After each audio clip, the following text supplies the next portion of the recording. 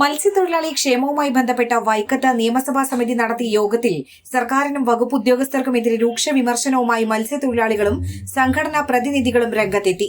വീട്, ശൌചാലയ നിർമ്മാണം തുടങ്ങിയവയുമായി ബന്ധപ്പെട്ട അപേക്ഷ സമർപ്പിച്ചാൽ ഉദ്യോഗസ്ഥർ തീരദേശ പരിപാലന നിയമം പറഞ്ഞ് നിർമ്മാണ പ്രവൃത്തികൾ നടത്താൻ അനുവദിക്കില്ലെന്നും അതേസമയം റിസോർട്ട് ഉടമകൾ കായലിനോട് ചേർന്ന് നിർമ്മാണം നടത്തുന്നതിന് യാതൊരു മടിയുമില്ലാതെയാണ് ഉദ്യോഗസ്ഥർ അനുമതി നൽകുന്നതെന്നും തൊഴിലാളികൾ പറഞ്ഞു. വിജയ ജുവലറിയുടെ തൊട്ട് ഫ്രണ്ടിലായി നാട്ടുകാർക്ക് മൂത്രമൊഴിക്കാൻ വേണ്ടി ഒരു സ്ഥാപനം അവിടെ സ്ഥാപിച്ചിട്ടുണ്ട്. നന്നായി ഫർണിഷ് ചെയ്തിട്ടുണ്ട്. എങ്ങോട്ടാണ് ഒഴുക്കുന്നത്? പെരിഞ്ചില തോട്ടിലേക്കാണ്. അത് വൃത്തിയാക്കി എന്ന് പറയുന്നു. വേമ്പനാട് കായലുമായി 50 മീറ്റർ അകലമില്ല. അതുപോലെ തന്നെയാണ് പന്നി ഫാമുകൾക്കെതിരെ നടപടിയെടുത്തു. ഞങ്ങൾ ഇന്ന നടപടികൾ പോകുന്നു എന്ന് പറയുന്നു. 2000 ഹൗസ് ബോട്ടുകളുണ്ട് നമ്മുടെ വേമ്പനാട് കായലിൽ. 2000 ഹൗസ് ബോട്ടുകൾക്ക് ഒരു ട്രീറ്റ്മെന്റ് പ്ലാന്റ് ഇന്ന് വരെയും നിലവിലില്ല എന്നുള്ളതാണ് ഒരു യാഥാർത്ഥ്യം. തണ്ണീർമുക്കം ബണ്ട് യാതൊരു മാനദണ്ഡവും പാലിക്കാതെ തുറക്കുകയും അടയ്ക്കുകയും ചെയ്യുന്നത് ഉദ്യോഗസ്ഥരാണെന്നും പരമ്പരാഗത മത്സ്യത്തൊഴിലാളികളുടെ ക്ഷേമത്തിനു വേണ്ടി സർക്കാർ ഒരു നടപടിയും സ്വീകരിക്കുന്നില്ലെന്നും തൊഴിലാളികൾ ആരോപിച്ചു.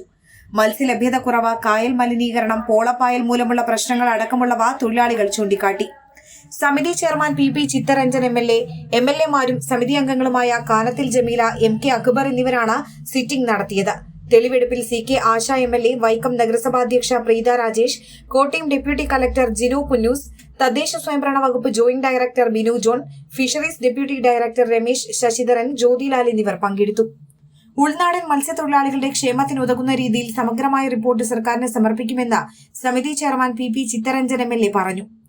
അഭിപ്രായങ്ങൾ കേൾക്കുകയും തുടർന്ന് ഗവൺമെന്റിലേക്ക് ഇത് സംബന്ധമായ ഒരു റിപ്പോർട്ട് ശക്തമായ നിലയിൽ തന്നെ ഈ മേഖലയുടെ സംരക്ഷണത്തിന് വേണ്ടി വരുന്ന ഒരു ഇടപെടൽ നടത്തണം എന്ന് നിശ്ചയിച്ചതിന്റെ അടിസ്ഥാനത്തിൽ പരാതി പ്രളയത്തെ തുടർന്ന് നിയമസഭാ സമിതിയും ഉദ്യോഗസ്ഥരുടെ വീഴ്ചകളിൽ അതൃപ്തി പ്രകടിപ്പിച്ചതോടെ മലിനീകരണത്തെക്കുറിച്ച് നേരിട്ട് ബോധ്യപ്പെടാനായി ബോട്ടിൽ നിയമസഭാ സമിതി പരിശോധനയ്ക്കായി പോയ സംഘത്തിൽ വിമർശനം ഒഴിവാക്കാൻ മാധ്യമപ്രവർത്തകരെ കൂട്ടാതെ ഉദ്യോഗസ്ഥർ പോയതും പ്രതിഷേധത്തിന് ഇടയാക്കി. Enlight news, Vaikom.